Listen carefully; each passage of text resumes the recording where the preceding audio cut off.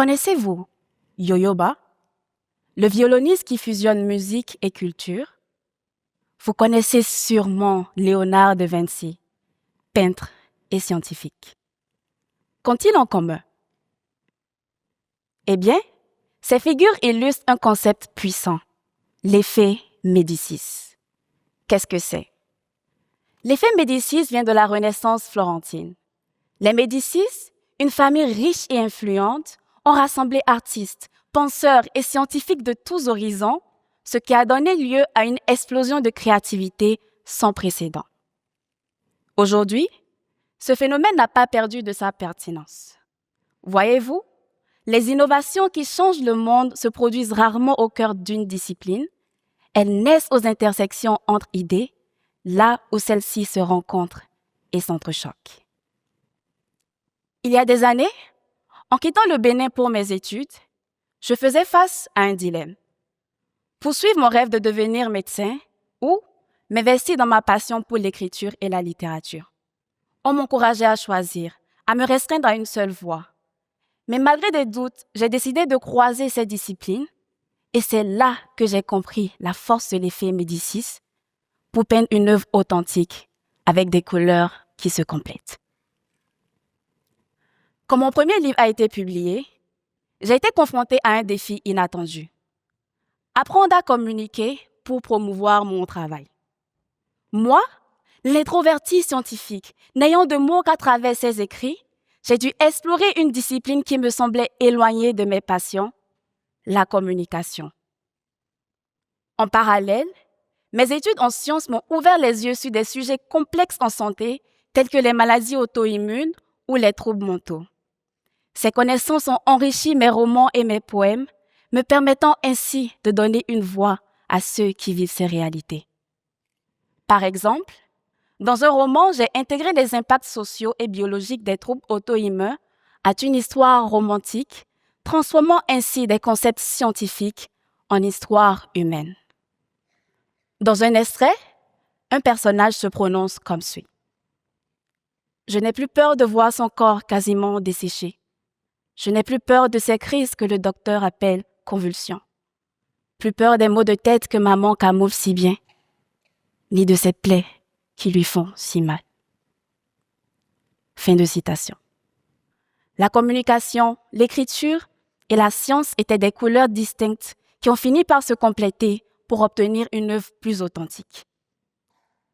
La communication m'a également permis de présenter mes idées à travers des vidéos éducatives sur les réseaux sociaux qui ont accumulé des milliers de vues.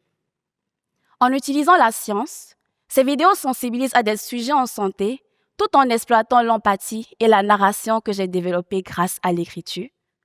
Et tout ceci me permet également de devenir un professionnel de la santé plus empathique et ouvert d'esprit, qui comprend mieux les émotions vécues dans différents contextes médicaux. Mon exemple n'est qu'un parmi tant d'autres. Regardons Frank Gehry, célèbre architecte. En intégrant des techniques de sculpture à son métier, il a créé des bâtiments comme le musée Guggenheim à Bilbao, qui ont non seulement transformé l'architecture, mais également l'économie locale.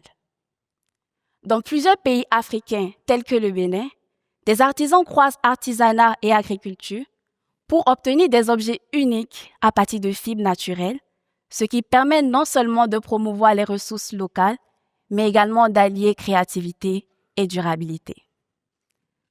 Tout ceci démontre que le système éducatif devrait activement favoriser l'effet Médicis.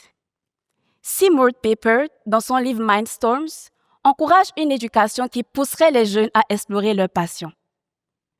Imaginez, des laboratoires d'intersection qui permettraient aux jeunes d'explorer librement entre des disciplines, ou encore des projets collaboratifs qui permettraient à un jeune passionné de musique de collaborer avec un autre féru de programmation.